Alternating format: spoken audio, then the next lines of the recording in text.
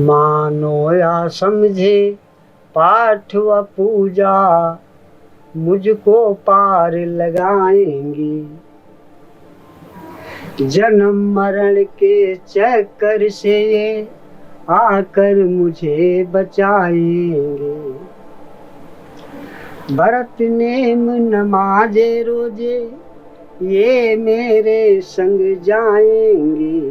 कर्म धर्म सब ही बंधन है जिनमें मानो फंसा हुआ।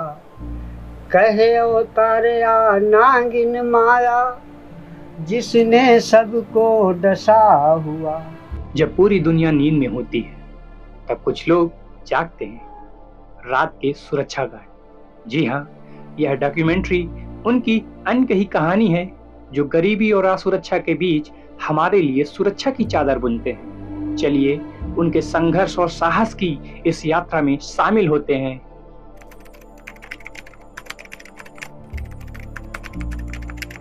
मेरा नाम ओपी मिश्रा है, मैं लखनऊ से ही हूँ। मेरा नाम सर राजकिशोर अवस्थी है सर, मैं डिस्ट्रिक्ट सीतापुर का रहने वाला हूँ। नाम मेरा जयनारायण है, यही लखनऊ से। मेरा नाम अवधेश चंद वर्मा, मैं यही लखनऊ का निवासी हूँ। राजेंद्र कुमार मिश्रा, रायबरेली। वेद प्रकाश सिंह, दूबा कॉलोनी, पारा, लखनऊ। हमारा नाम रविंदर सिंह, यही तेलीबाग, लखनऊ। जय कुमार पांडे, अजूलागंज। आलोक वर्मा, मैं यही प्रॉपर लखनऊ से। हरिशंकर शुक्ला, हम सर सीतापुर डिस्ट्रिक्ट से हैं।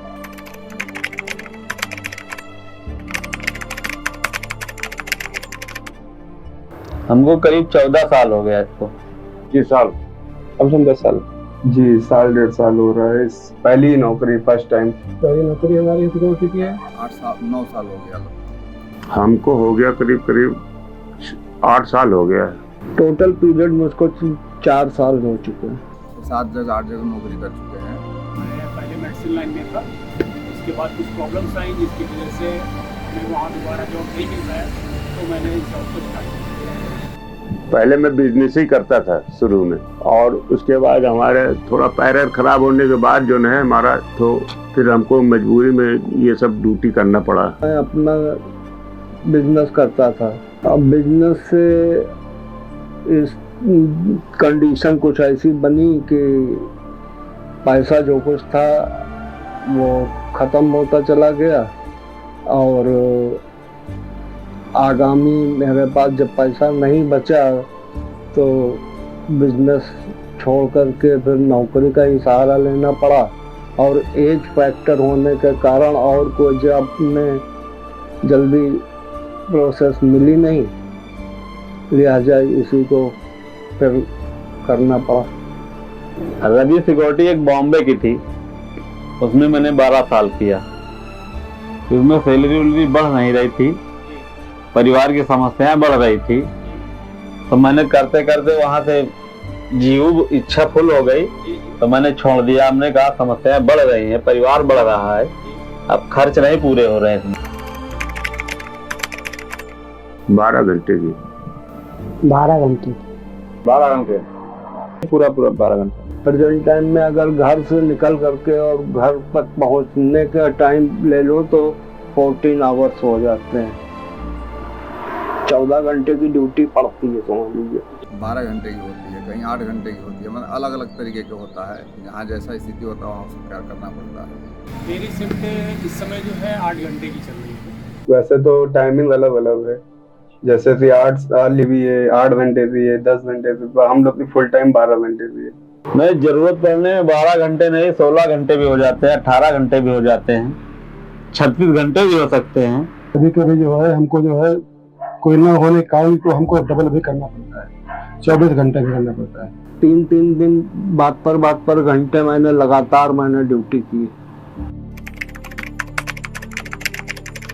एक मनुष्य होने के नाते नींद जो प्रभु को, ईश्वर के द्वारा बनाई गई है, वो आती जरूर है, चाहे कोई व्यक्ति हो। नींद आती है 3 बजे के बाद। सोने को नहीं मिलता है 1 घंटे, और जो सुविधाएं होती हैं वो पूरी नहीं मिलती हैं। वही मच्छर से बहुत परेशान रहते हैं हम लोग। पर रात में वही बस थोड़ा बहुत जो लड़ाई पीट, नशेबाजी, नशा वाले आप जाते हैं तो उनसे थोड़ी बहुत बहस वहस होती है, हुई वरना वो भी अगर अच्छे लोग होते हैं तो समझ जाते हैं अपने आप से ही। बात ही बस रात में वही इशू रहता है। सब समस्या बहुत होती है रात को, इतना मच्छर लगता है। कोई पंखे की व्यवस्था हम लोग कह रहे हैं, करीब शुरुआत से कर रहे हैं, अप्रैल से कहने लगे हैं कि भाई साहब पंखे की व्यवस्था कर दीजिए, सुपरवाइजर से भी बोले हैं, लेकिन अभी तक कहा गया हाँ हो जाएगा, लेकिन अभी तक नहीं हुआ। सबसे बड़ी समस्या है दारू वारू नशा वशा करने वाले आते हैं, मिलते हैं, लड़ते झगड़ते, स्माइक वाले अभी आ जाते हैं, लेके सामान वामान भागने लगते हैं, तो हम लोग पुलिस का सहारा ले लेते हैं। निपटने के लिए बस वही प्यार मोहब्बत। लखनऊ में यहाँ पहली चीज तो अब हम लोग का वही है ना कि हम लोग मार खा सकते हैं पर छोड़ नहीं सकते ना यहाँ पे, कि भाई रात में अकेले रहना पड़ता है, आप इससे लड़ाई करेंगे। इसमें सबसे बड़ी समस्या होती है कि अगर आदमी कोई दारू पी के आया या उसको मतलब ये कहा जाए कि समझ में नहीं आ रहा है कि उसको क्या करना चाहिए, और उसको अगर पूछता है या हम लोग पूछते हैं तो उसको ये लगता है कि हमारे मतलब ईगो हट कर रहे हैं। उनको समझाना पड़ता है प्यार से, दुलार से। अगर नहीं मानते तो फिर आगे कार्रवाई की जाती है, फिर उनको समझा कर उनको भेजा जाता है। सबसे बड़ी समस्या जो है रहता है कि कुछ ना जैसे नहीं ड्रिंक करने वाले आ जाते थे तो वो लोग आकर के डिस्टर्ब करते हैं, तो उसके लिए हमें जो है थोड़ा सा उन पे जो है सख्ती करनी पड़ती है, मतलब उनसे कि यहाँ से आप जाइए, यहाँ पे मतलब इस तरीके के लोगों का अलाउ नहीं है। हम उनको बताते हैं यहाँ के डिसिप्लिन वगैरह की, आप अगर ऐसी स्थिति में रहेंगे तो फिर हम उस पर एक्शन लेना पड़ेगा या हमें भगाना पड़ेगा, ज़बरदस्ती आपको साथ में करनी पड़ेगी। नहीं है आप मानेंगे तो हमें 100 नंबर पे फ़ोन करके पुलिस को बुलाना पड़ेगा, नहीं तो आप चले जाइए, तो थोड़ा डांटना पड़ता है। मैं ये शीशे का शोरूम है पूरा, कोई भी इसमें बैकअप नहीं है। और अगर कोई मान लिया शराब के नशे में रोड के ऊपर भी जा रहा है और उठा करके एक ईंटा फेंक दे तो शीशे की क्या विसाख, वो तो तुरंत टूट जाएगा। और जब टूट जाएगा तो यहाँ का जो मालिक है वो सीधे ये कहेगा मेरा इतना माल गाड़ी पे होते हुए भी गायब हो गया है, और ये है वो सिक्योरिटी, जिस सिक्योरिटी से मैं हूँ उसमें वो कंप्लेन में रजिस्टर कर देगा। हाँ, खतरे इसी तरीके के पड़ जाते हैं, जैसे स्माइक वाले आ गए, चोर चपाटे आ गए, तो इनसे बातचीत करना पड़ जाता है, अपने दिमाग से इनसे निपटना पड़ता है। फिर नहीं समझ में आता तो पुलिस का सहारा लेना पड़ता है। कदम कदम के ऊपर रिस्क तो है। या रात में मान लिया आजकल कोई निहत्थे वाली लड़ाई तो रह नहीं गई, आदमी असलहे लेकर के चलता है। हम लोग ज्यादा से ज्यादा ये डंडा दे दिया गया, तो डंडा और असलहे से कहाँ मुकाबला हो सकता है। हाल ही में जो यहाँ पर रहते पहले से, तो भाई साहब ने डायरेक्ट असलहा लगा दिया था, फिर वहां पे छोड़ भी दी थी, क्योंकि वहाँ हम लोग को सपोर्ट नहीं मिलता था कि अगर आप जो कर रहे हैं सिर्फ अपनी जिम्मेदारी करिए, अगर हम गार्ड हैं तो वहाँ ड्यूटी सिर्फ आप अपने जिम्मेदारी लीजिए। सबसे पहले मैं 100 नंबर पर डायल करता हूँ, इसके बाद अपने अधिकारियों को सूचित करता हूँ भाई ऐसी मामला है, तो जो हमारे अधिकारी होते हैं वो हमारे पास आते हैं और बाकी पुलिस भी पहुँचती है, तो उस मामला को छानबीन करके और समझा करके उसको हटाया जाता है। सबसे पहले तो हम जो है अपने सुरक्षा एजेंसी जो है उसमें हमारे जो फील्ड ऑफिसर हैं या सुपरवाइजर हैं उन्हें हम फ़ोन करते हैं, अपने मैनेजर को, सुपरवाइजर को फ़ोन कर देते हैं। पहले जो कंपनी का सुपरवाइजर है वही को बुलाया जाएगा, सर ये ऐसा कांड हो गया है, तो वही समस्या हल करता है। 112 नंबर की सहायता लेनी पड़ती। 112 डाल। संपर्क के लिए नंबर हैं किसके, अब जहाँ जिनका काम कर रहे हैं उनका भी मालिक का नंबर है, बाकी यहाँ ड्राइवर भी हैं। जैसे समस्या निपटना है तो फिर 112 पे फोन कर सकते हैं। पहले तो अपने सुपरवाइजर को ही बताते हैं, उसके बाद वो जो राय देते हैं हम लोग को, तो ऐसा कभी हुआ नहीं जल्दी से हम लोग डायरेक्ट फोन देते हूँ। हम लोग को भी देखना है ना कि पैसे हम लोग की इमेज बन नहीं है, और दूसरों को भी हमको मैनेज करना थी। वो भाई साहब पैसे हैं, बहुत लोग तो ऐसे हैं रात में जाते हैं उल्टा बोलते, सुबह खुद आते सॉरी बोले उन्होंने। भाई हम तो सबसे पहले पुलिस संपर्क करेंगे, क्योंकि हमारे लोकल में जो है गाड़ी भी निकलती रहती है 100 नंबर की, और हमको नंबर भी मालूम 112 नंबर है, आपातकाल स्थिति है तो 112 मिलाएंगे हम सबसे पहले।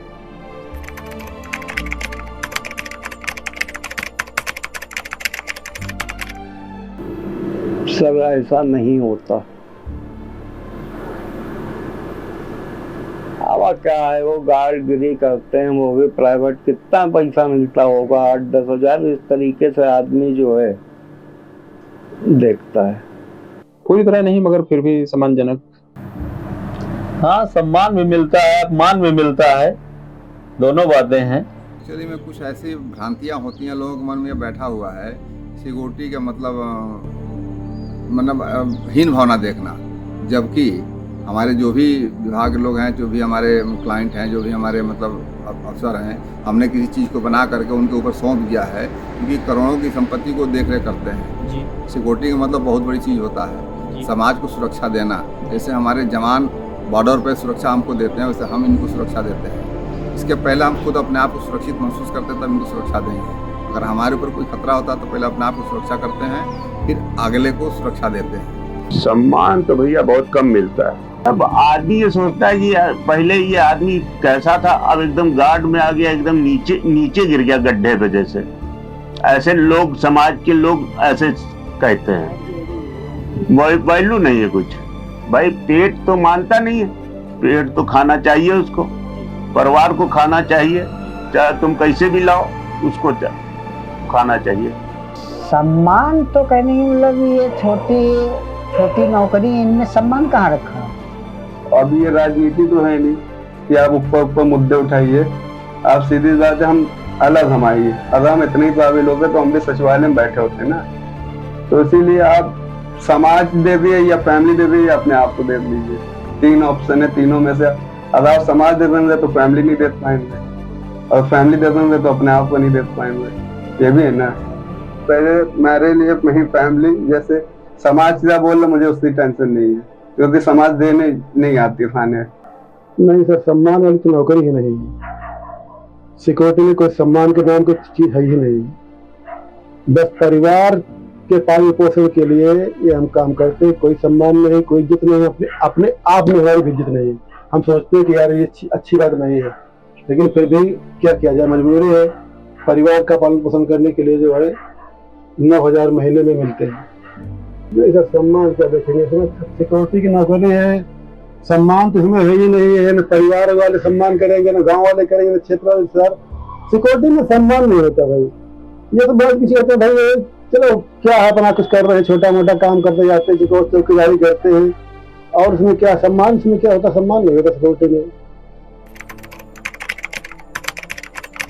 कुछ तो शौकियन होता है, कुछ मजबूरी होता है, क्योंकि आदमी बैठ के नहीं रह सकता है भाई। काम करेगा तो कुछ पैसे मिलेंगे, फिर उसका कुछ समय भी कटेगा, मनोरंजन होगा, और उनका अगले का भी काम होगा।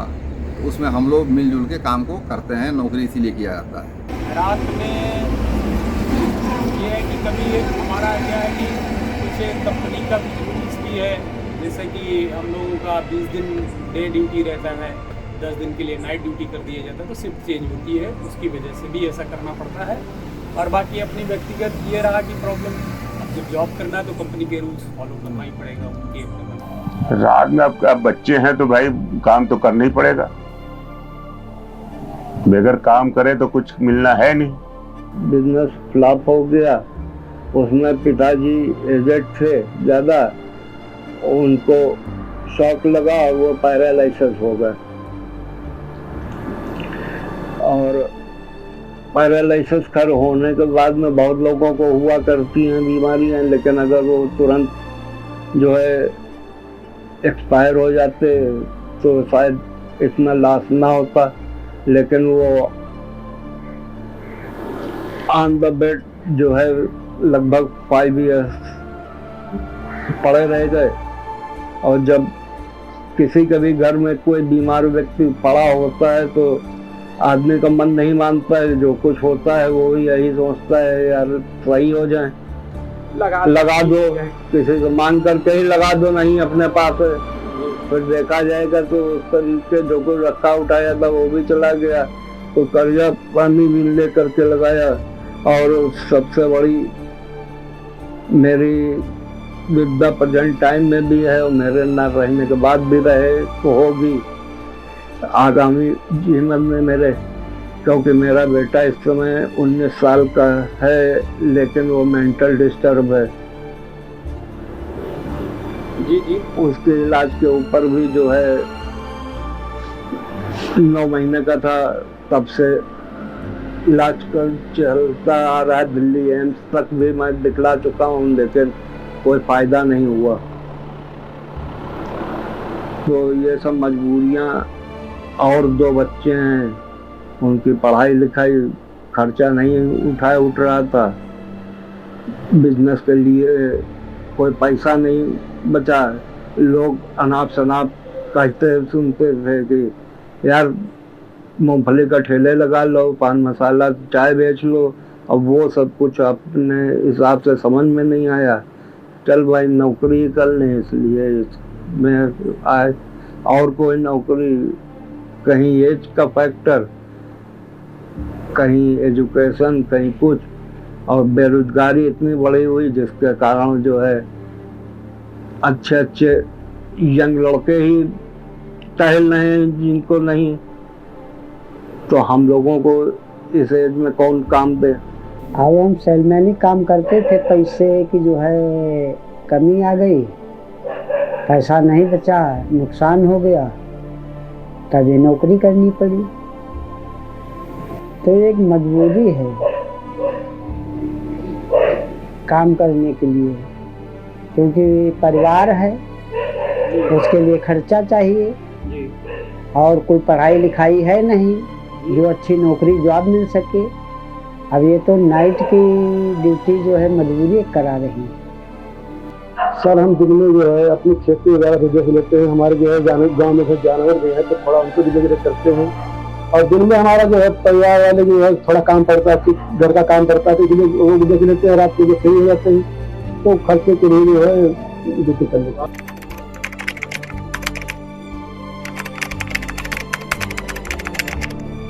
भाई अगर हमको शौक है नौकरी करने का तो उस हम पैसे को नहीं देखते हैं, और जिसकी मतलब वही मजबूरी है तो पैसा देख करके आगे काम करता है। भाई उसकी पालन पोषण हो सकता है कि नहीं हो सकता है, और समाज में मेन चीज़ ये होता है पैसा अगर ना हो तो कुछ नहीं है। जी सर, उचित तो नहीं है, उचित तो होना चाहिए, कम से कम 15 से 20 हज़ार रुपये तो मिलने ही चाहिए। जो जिस हिसाब से महंगाई चल रही है उस हिसाब से 15-20 हज़ार रुपये होने चाहिए, लेकिन हमारा PF वगैरह मिला करके करीब 12-16 हज़ार रुपये मिलता है। हमारे हिसाब से 20 हज़ार होना चाहिए, जब भी जो है इस महंगाई में